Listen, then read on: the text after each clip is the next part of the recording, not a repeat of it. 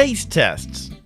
Taste test is where we evaluate the taste of a food product, whether on its own or compared with other products. Some taste tests will be conducted blind, while others will focus on a particular brand or item.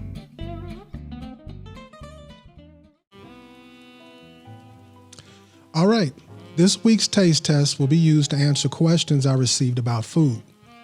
The first question was very short and it was to the point. What kind of tequila do you recommend for a steak dinner at camp? Well, my favorite kind of tequila to have a steak with is Anejo. If I was to recommend a particular Anejo, I say go with Casamigos Anejo Tequila. Now, there are a lot of celebrity brands out there pitching generic tequilas as premium tequilas and charging astronomical prices. So we're going to see if the hype is real about this ultra premium tequila by celebrity George Clooney and his partner Randy Gerber. Now, the official story of how the tequila came about is that George and Randy came up with the idea of the brand while vacationing together in Mexico in 2010. They sampled all kinds of tequila from local bars and restaurants and decided to make one of their own that would be just for them. They found a distiller in Mexico and had the tequila delivered to their homes, which were both situated on the property known as Casamigos. The name is a play on words that can be roughly translated as House of Friends. The tequila was for George, Randy, their friends, and family. But when they tried to order over 1,000 bottles, the distiller told them that they needed a license. And that led to the brand officially being launched in 2013 and made available to the public. It became very popular and one of the fastest growing tequila companies in the world. Later, the brand was acquired for $1 billion. The truth is, it was found out that George Clooney and Randy Gerber set up a company and filed several trademarks in 2011, which is well before ever having it mentioned to them by the distiller. Don't hate the player, hate the game. So let's get into this. Now, Casamigo Tequila, in my opinion, it isn't for shots or mixing in a drink like margaritas. To me, it's more of a sipping tequila that needs to be appreciated. You'll notice a touch of caramel and vanilla, and it pairs well with a good steak, a burger, or steak fajitas. And like most aged anejos, they go good with chocolate and milk too. It's aged for 14 months in American oak barrels, and these are small batch ultra premium tequilas. So they use 100% blue agave, and they come from Jalisco in Mexico. So let's get into this.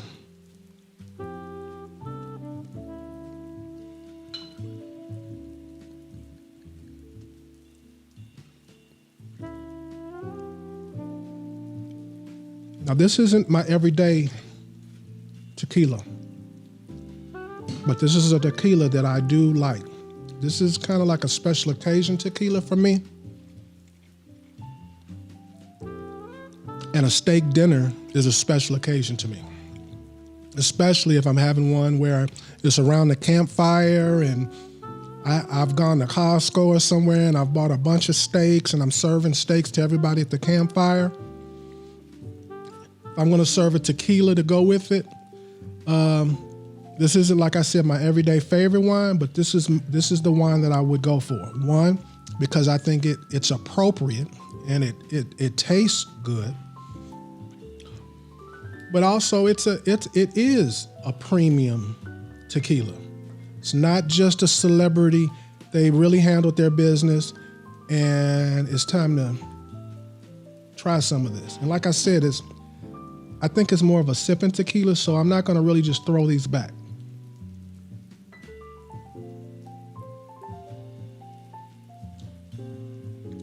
And I don't know about you, but there's not many tequilas or alcohols that I can sip straight. And this one is one of those few. I really enjoyed telling you that story about George Clooney and his partner and how they created a story to get people excited and to spend their money on the tequila. And it kind of reminds me of some people in the Overland community. They portray one image here, but it's another story there. Kind of like a similarity there. Now, I want to go into what I have here. I have some Slim Jim pork rinds or chicharrones. And I've got to look at this packaging for this because I've never had this before. The Landhager Original Smoked Swiss-Style Sausage Bites. A blend of fresh spices and a hint of smoke. That's them right there, if you're interested. I've already opened them and I've been munching on them. I think you even saw me eat one of them. They already passed my test. They're good.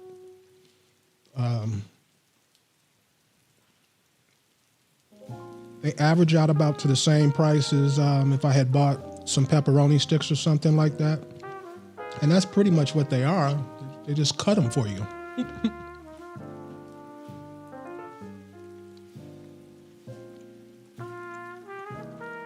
I would love for someone to, not someone, but all of you guys, I would love for you to go down into the comments and tell me what's your favorite tequila. I'd like to know what your recommendation would be for a tequila for steak. And I would like to know what you like to have with steak. Now me, it depends upon my environment. Like if I go to a steakhouse, I'm a surf and turf guy. I usually get a ribeye and like a lobster tail or some shrimp or whatever the surf part of the surf and turf is. I order that. At home, I usually go the same route over and over again. I have a steak, a ribeye steak, and I either have some spinach that I saute real quick, flash saute, or I have asparagus. It's one or the other. Nothing else, because I really want to focus on the steak when I have one. I've really cut back on eating steaks, cut back on eating beef, period. So when I do, I'm all in for it.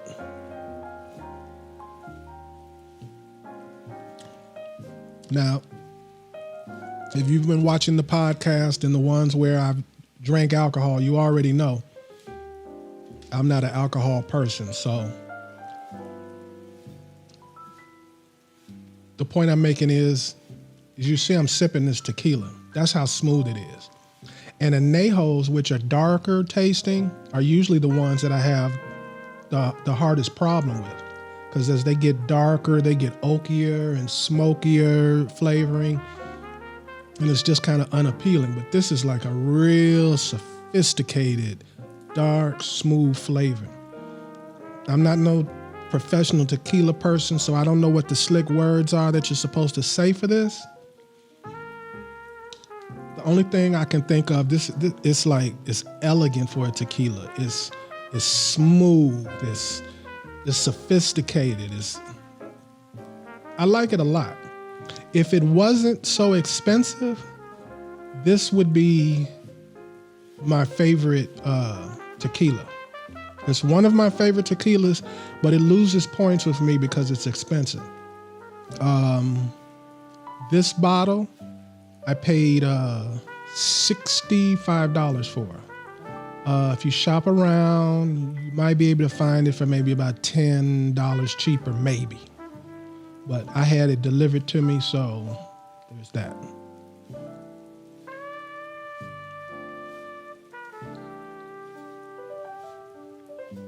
Now, this was about steak, but I also want to mention with anejo, goes great with chocolate. It goes great with chocolate. I've seen people just have chocolate, all different kind of chocolates, and this.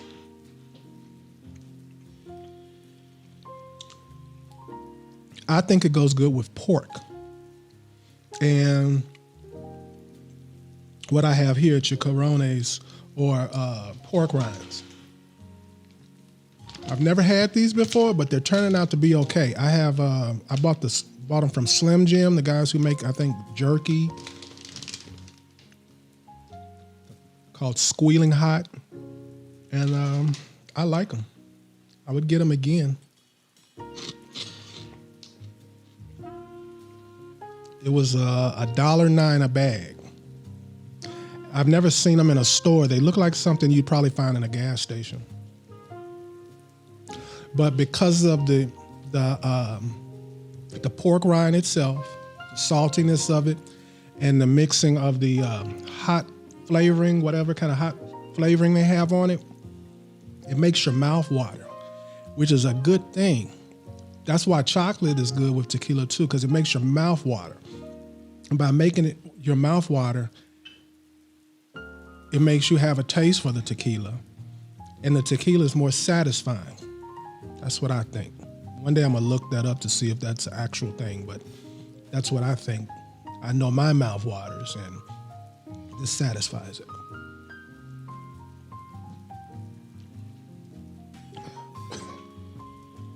So I'm gonna kind of give you a preview of the second part of the taste test.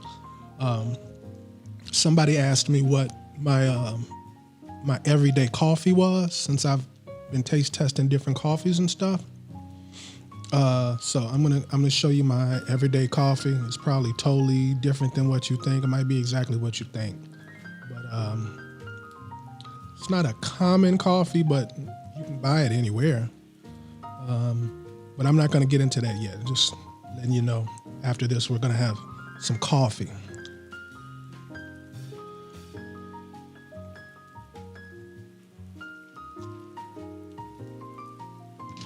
And I would buy these again. A lot of times when I'm done with this, I take all the stuff and throw it away. I'm gonna throw this in the cooler, take it home. I can see me eating these in my office. Just these and a beer or a shot of tequila. It'll be more likely a shot of tequila. I don't drink too much beer. I like beer, but gives me gas and stuff and makes me want to burp. And I have to go to the bathroom more often, it seems, when I drink beer, because you drink more of it.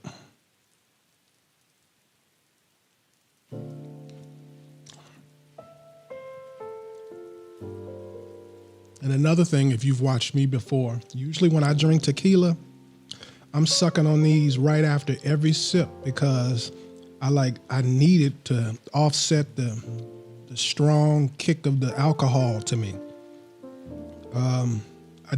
I just kind of want the taste more than I really need it with this. It's just really smooth.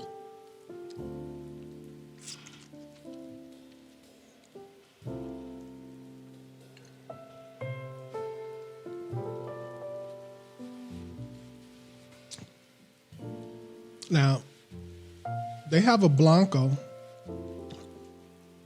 and I like that too, but this is my opinion of Blanco tequilas. I don't care what brand you are. I don't care what the name is on it. I don't care what agave you use or nothing like that. In my experiences, if I paid $20 for the bottle, if I paid $200 for the bottle, if it's a decent tequila, they seem to all taste the same to me when they're a Blanco. And I did a little research today and found out that with the Blancos, the process in which they make them is so fast, so simple, that that's pretty much really is the case. They're all basically the same. There's nothing really more special about one brand or another when you get into the Blancos, from my research and from my own taste tests. And that's why I generally never get the Blancos. Like, I know the most popular thing you see people these days drinking is Patron, and they're usually drinking the Blanco. And I'm like, it's already a waste of money to spend that much money on Patron, but it's even more of a waste of money to pick the Blanco.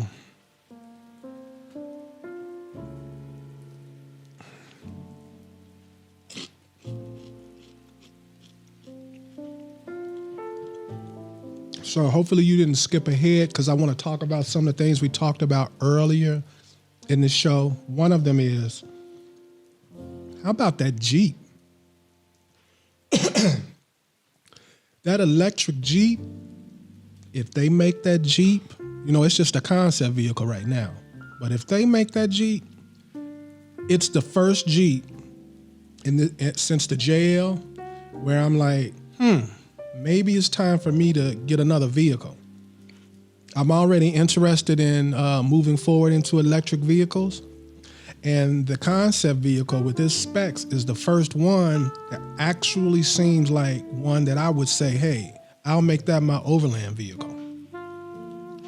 I didn't have enough time to cover all the Jeeps at Easter Jeep Safari, but they had several other Jeep concepts, and one of them was actually called an Overland Jeep. But that one wasn't as interesting to me, and the reason is because basically they just tricked it out. So, I can trick it out on my own. But the actual foundation of having that electric, 275-mile range, that's the minimum that's acceptable to me.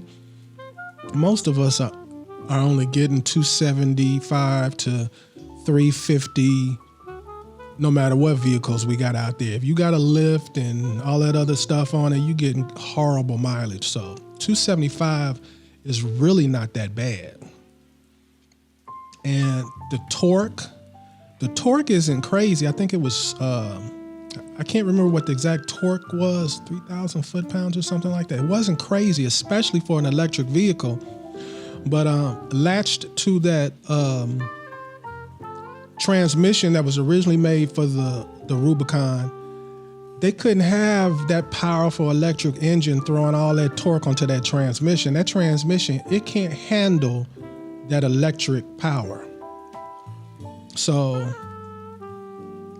in my mind, it was kind of more logical to have a manual transmission to have some kind of gauge of the power with the electric. Because if you've ever driven an electric vehicle, it's just you hit the gas and it goes. It's nothing like a gas engine, because there's no lag, there's no nothing. You hit the gas, it goes, and the torque is outrageous. I remember when Teslas first came out, there was a guy that used to come to an area which I won't mention where the guys used to race, and he was taking everybody's money because nobody really knew much about the electric cars, and they had no idea the kind of torque these vehicles had. And he'd race them in these little short distance races, and he'd just destroy guys. And I'm talking about guys that had all kinds of things like turbochargers and nitro bottles and everything. And he just boom, and destroy them. But the word got out on him like after about 3 weekends. But he made enough money.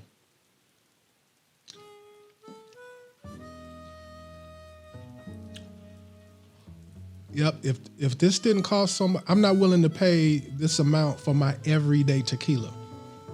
But I have a bottle that's already opened at home. I thought it looked tacky for me to bring my bottle from home. But I keep a bottle, but my bottle lasts me 4 to 6 months because I don't really drink it that much. I drink it like special occasions, like a good steak, or I'm gonna watch a movie and I'm just in the mood for an anejo.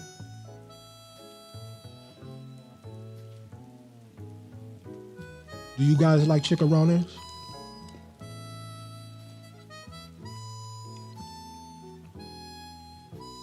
The best ones to me are when you are like at a festival or something, and there'll be some guy with a little hand cart and he's making them right there.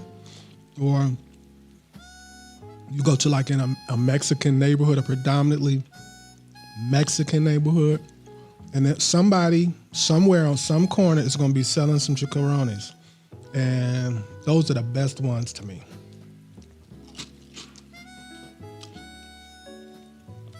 Now, growing up, I didn't even know what I was eating. We used to just call them pork rinds. But I also grew up eating pork rinds in the South. I'm not from this. I didn't grow up in the South, but my family is from the South, so we used to visit I know the South very well. And they used to slaughter a hog, and then they'd peel that skin off, and they'd make crackling and rinds and stuff like that. And that was like a big treat to get it. You people from the South probably know about that. And since we on that, I'll tell you a little bit about me. I know probably you've got the impression I don't know nothing about a farm or anything like that. But I know how to slaughter a hog. I know how to make sausage from a hog. I know how to do just about all the daily chores that you would do on a farm. Because every summer when I was growing up, we'd go down to Mississippi or we'd go down to Arkansas where my mother and father are from. And I used to look forward to every summer just shifting gears because I'm originally from Chicago. I really enjoyed that shifting gears from a city to living out there. So every opportunity to do something, what we called country, anything we could do that was country, I was all up for doing it because it was the opposite of everything I was doing. We used to fish for perch, snakes. We used to have like these little pitchforks, and we'd go catch frogs and eat frog legs. I know it's kind of morbid, but I used to look forward to when they finally let me go get a chicken and bring it in. And that meant that you was gonna catch it and you was gonna twist its neck and then bring it in the kitchen. I thought I was a man after that. Kind of like the African tribesman that goes out and kills the lion. I felt like that.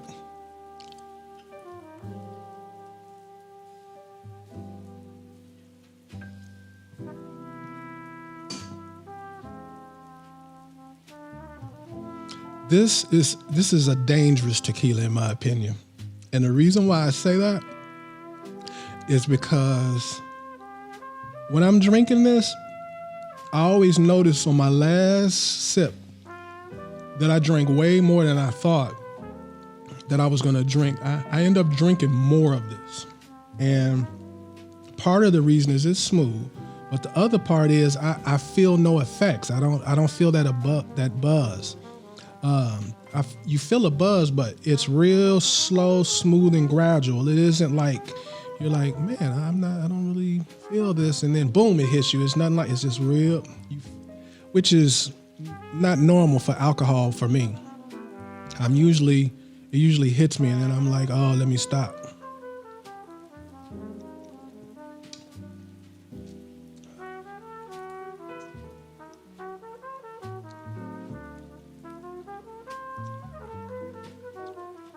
The thing about these spicy chicharrones is it's loosening up my esophagus, and then this alcohol is being poured right down it. It's like my throat is burning right now, but it's a good burn.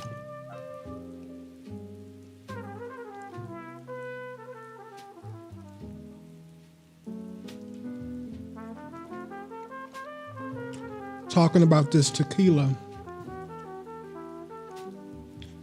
allowed me to cover more than one thing. I wanted to answer the lady's question. Well, now you know it's a lady. I wanted to answer the lady's question about which one to go with, the steaks. But I wanted to talk about these celebrity tequilas. This is one that just happened to pan out. There's a lot of other ones, and I don't want to mention no names, but there's like another one that's people like to compare this one against a lot by another famous actor, action star. That's all I'm going to say about that. And like his tequila is so ordinary, and I'm finding that people just like, oh, this particular person made this tequila, and you're like, yeah, but they don't know anything about tequila. So why is a famous person the attraction to a tequila? You know, if I was going to buy a car, the only person who would excite me about their purchase of a car is somebody famously known for driving cars, not a celebrity. Same thing with tequila.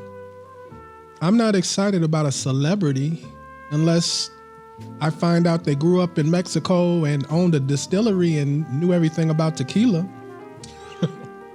That's just me.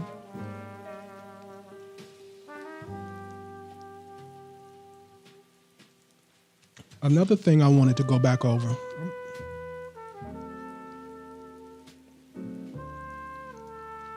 Is in our navigation segment.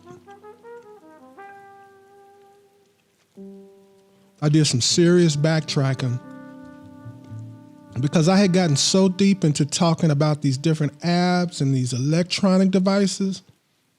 And I do not want to be the show or the YouTube program or whatever you want to call it that you tune into, and I'm getting you so geeked up about stuff that may be important, may be something you enjoy, but there's some things you should have before, and there's some things that should be prioritized ahead of. And in our navigation segment, I needed to pause and reiterate and reemphasize to everyone that I don't care if you got a $600 or $700, Garmin Overlander GPS device, or the top of the line Apple 12-inch iPad Pro with all the latest navigation apps on it and a satellite connection to it, or whatever. I have experienced a million times where there's cloud cover, where I'm in a forest where the trees are they're literally like wrapping like this around the car. And I'm not getting no signal. Now imagine going through areas like that and it's snowy and it's cloudy, or it's been raining and thunderstorming, and the cloudy is the big thing. A lot of clouds. You could be sitting there waiting 5 minutes for your GPS to catch a satellite. You get to drive in about a minute or two and it'll cut out. You can't trust electronic devices. Now, with that said, I use them heavily, but I want to show you something.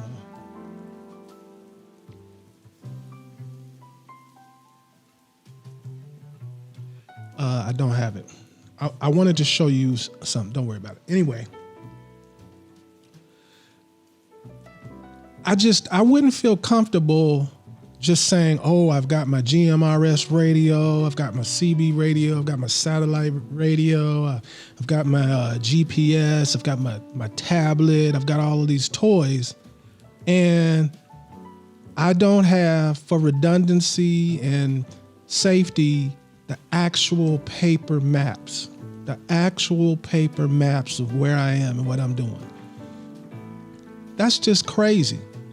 Now, when I'm in Washington, my home state, and I'm on trails that I've been on a million times, okay, that's different. But if you're on an overland journey, you're supposed to be some places that you've never been before, and it's just crazy. Most people that I meet on the trail, they're either broke down or they're lost. One of the two, broke down or lost. Hardly ever just meet somebody, I'm going this way, they're going that way, and hey, how you doing? When I meet somebody, they always sitting there, their car is broken down for some reason, or they're lost. They're usually at like one of those forks, and they don't know whether they should take Forest Road 62 or 62A. And I'm like, how did you get this deep into the forest and not have what you need to get out of the forest? And a paper map is what you need. I really wanted to say that. I do not want the reputation of he wants you to just buy stuff. No, I'll show you something to buy if I think it's something you may like. But I want to be clear on the things that this is something you should get because you need it. And these are some things just because you want it. And the majority of the things will be things that you just want.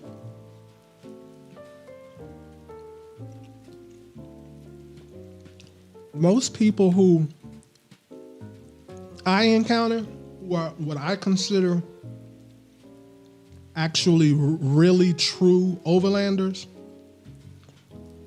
almost every one of them, one of the things they have in common is when they decided they wanted to go, they went. And then they figured out stuff as they went. They didn't start their story. When you ask them to tell their story in the beginning, it's not like, I took 2 years building my rig and 3 years doing this and doing that. It was, I had a truck, I had a tent, and I wanted to go and I went. That's basically their stories usually. Obviously, it's not exactly that story, but the gist of it usually is, once I had enough to do it, I went. And having enough to do it is very minimal. Once you get the vehicle, that's a lot of it. You get the right vehicle for the kind of overlanding and the kind of overlanding. Let me talk about that. You can be an overlander and not be a four-wheeler. You don't have to be on dirt trails all the time to be an overlander. You don't have to have a rock crawling vehicle to be an overlander. It helps, and it really helps if in your overlanding you plan on taking a lot of routes and going a lot of places that require your vehicle to be a rock crawler. But I know people all over the world. I know people who have traveled all over the world. And none of them have these big rock crawling rigs that everybody's pushing on you on these YouTube channels. I see their vehicles, and then I see the vehicles of the people that are actually doing it. And I'm trying to be modest, but I'm one of those people that actually goes out and does it. And I don't have all that stuff. And having all that stuff would prevent me from being able to do. Especially in the neighborhood I live in, there's just so many, the rigs that drive around in my neighborhood are just amazing. But it's very obvious that the majority of them have had like no trail time. And if they've had trail time, it's just like to a state park or something and back. And it's just sad. And sometimes they'll see me, I'll see them, and they want to talk. And they're always talking about, I just got to get this rack. I've just got to get this lift. I've just got to get that. And then I'm going to go on my first trip.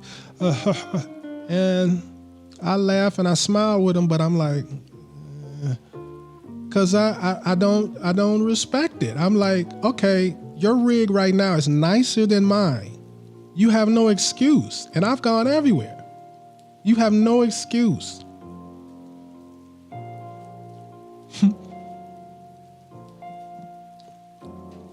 And I'm an old man. So you young guys out there, I'm trying to tell you, you keep putting stuff off. You keep talking about what you're going to do. And then you're going to be older. And it's going to be too late. And I've had this discussion before. What usually people say is, oh, no, well, I plan on doing it at this stage or at that age or whatever. And the thing is, what you can do at 30, you can't do at 40, you can't do at 50, you can't do at 60. So as you grow older, physically, your options start to go away. There's some things that you have in your mind to do that by the time you actually get around to doing them, you're going to be too old. I don't care how well you take care of yourself, how well you diet. I'm gonna share a little bit about myself. I've been planning a trip on a motorcycle to Alaska for almost 10 years. And something has come up every single time. And when I first had the idea in my mind to take this trip, I was physically in another place. I feel like I'm too old to take that trip now. And I mean, I plan on taking a trip to Alaska this year, but it's not going to be on a two-wheel vehicle, and it's definitely not going to be up and down the trails. And if I took the trip, I couldn't take it the way that I had planned 10 years ago. I'm not that man anymore.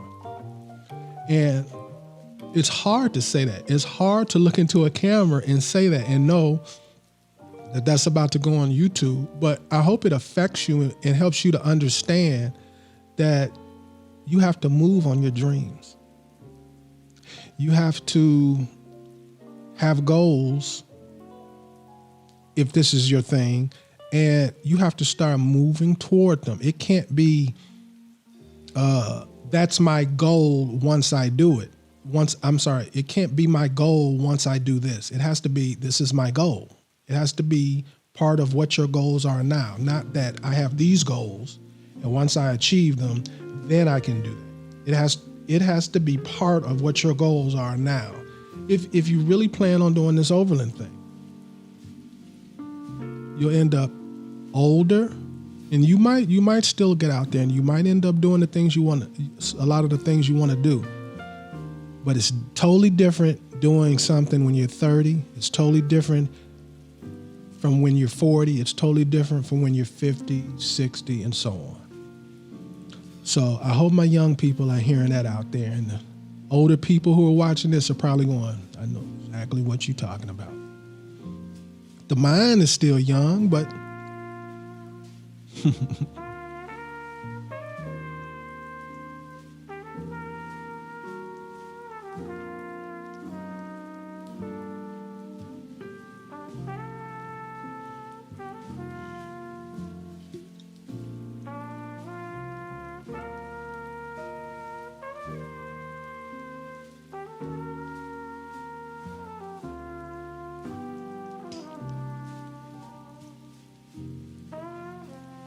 so I hope I've done a good job of answering your question about the tequila and a steak.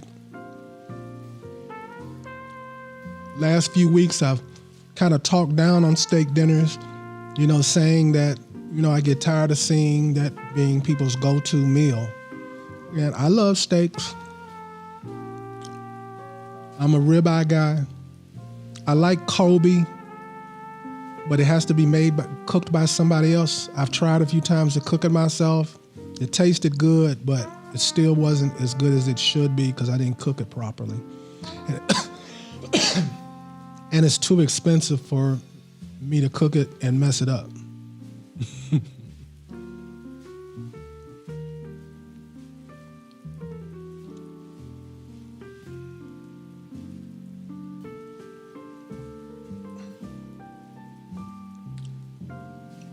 All right, so dig this. I'm going to clean this up, and we're going to go to our other question, which is, what's my regular everyday coffee? And I'm looking forward to drinking it because I have a serious buzz right now, and I need the coffee because I have to drive home. I'm in a studio and I have to drive home. And coffee is what I should be drinking before I leave. So we'll be right back.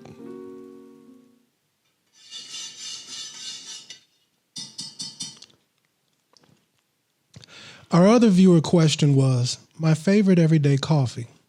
My everyday coffee is Cameron's Coffee Toasted Southern Pecan. It's always in my kitchen at home and on the trail. This is the only coffee I actually enjoy black. Now, with that said, I do add cream and I add sugar. A lot of flavored coffees that you taste, they're good, but they usually don't taste like whatever they call it. You'll clearly taste the pecans in this coffee, and I love it. I originally discovered this coffee on Amazon.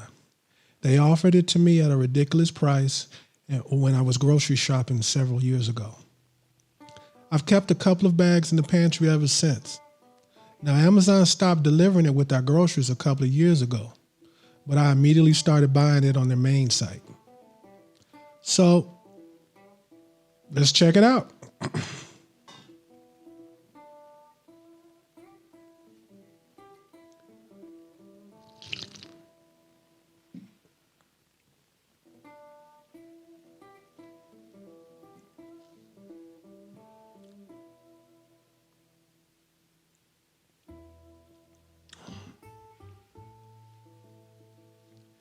Now, like I said, this is an answer to what my everyday coffee is.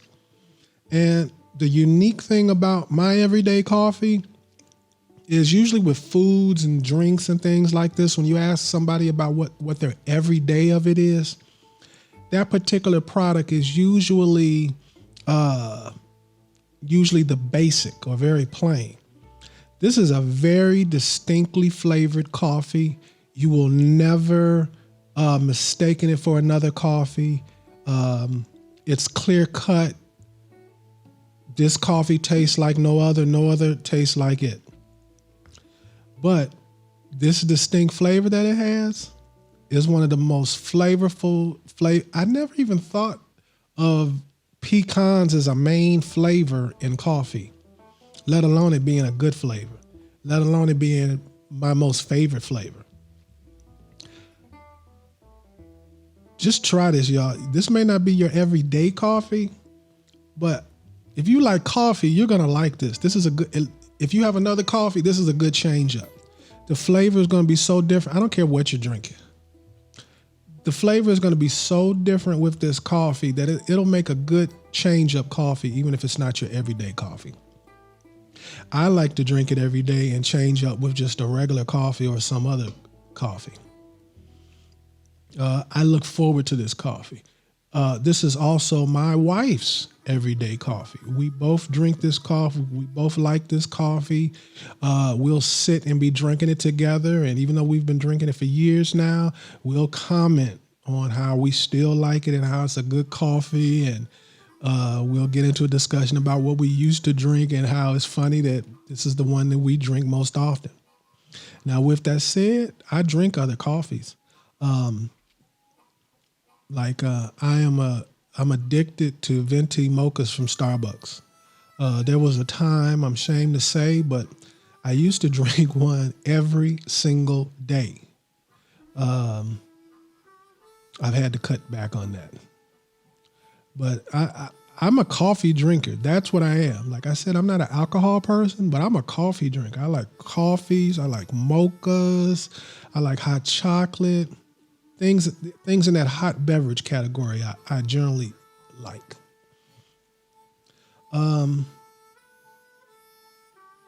What do I want to tell you about this coffee? I'm not a coffee expert. It's delicious. It's a delicious coffee. Now, I've already mentioned I drink it with cream and sugar. But this is the only coffee I have ever drank in my whole entire life that if I only have it in black, I'll drink it and I'll actually enjoy it. I won't enjoy it a lot. It won't be my preference, but I won't be mad. I'll drink it. I'll be fine with it. And something that's amusing to me is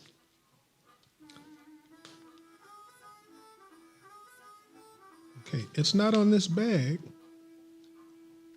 but when I looked on the website, it says something about that it's a light roast.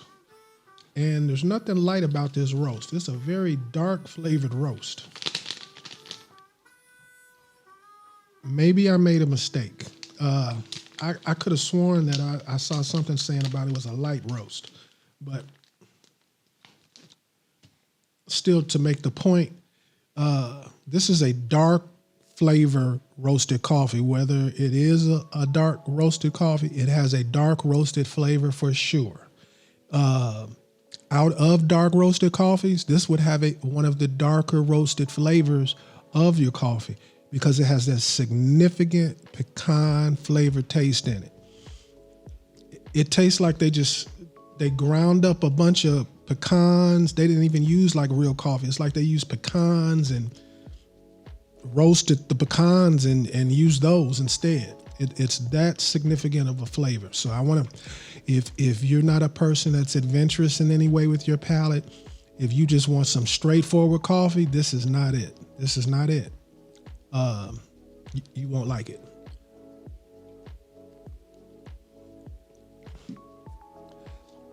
Now, with that said, everyone who's ever come to my house that I've served this coffee, I've always prefaced that I'm gonna let you try my coffee, but if you don't like it, I'll make something else for you. And they usually want to know what the coffee is. And I've had several people now, it's not their main coffee, but they've bought the coffee and they use it.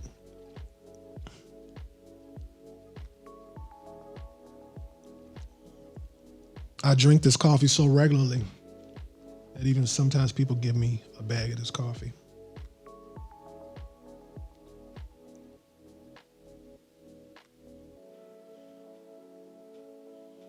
That tequila still kind of has me buzzing.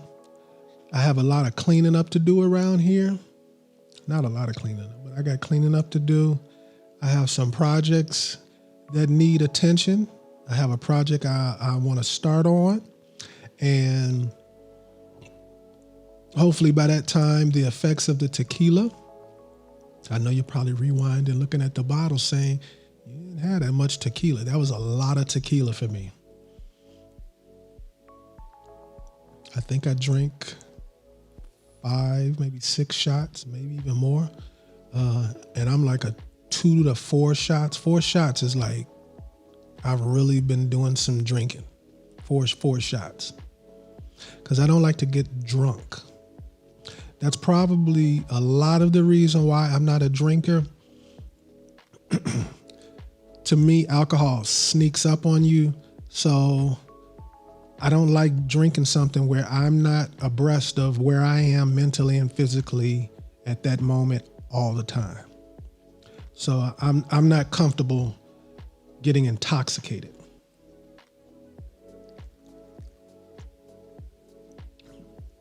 Now this company, Cameron Specialty Coffee, and this is funny.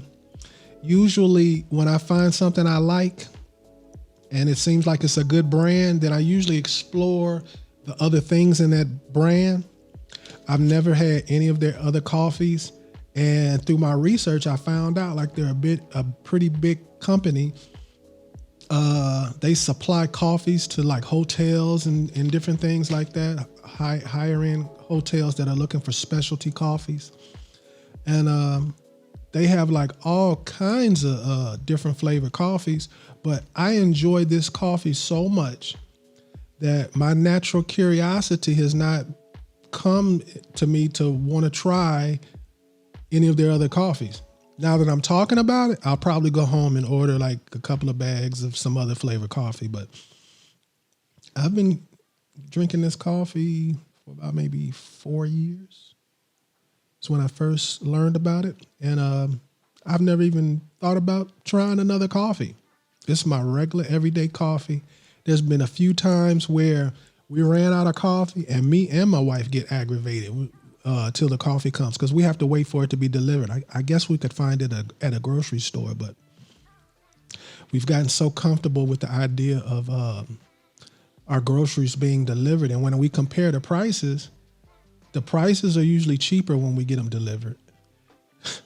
So it just makes more sense. No, we don't have to travel, especially in this COVID thing, and it's cheaper.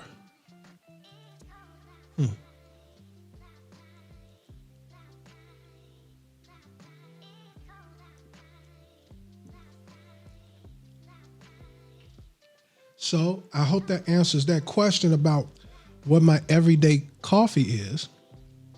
And there's some things you might ask me, what's my everyday or what my regular is?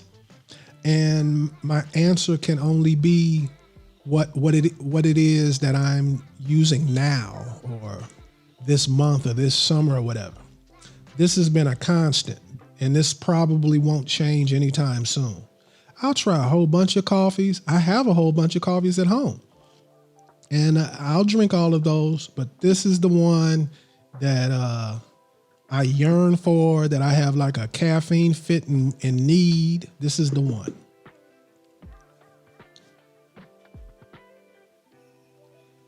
So with that, that wraps up another episode of the podcast. Now, we'll see you next week, and I hope you like, share, and subscribe. So with that, I want everybody to stay safe, tread lightly, and hopefully I'll see you here or on the trail soon.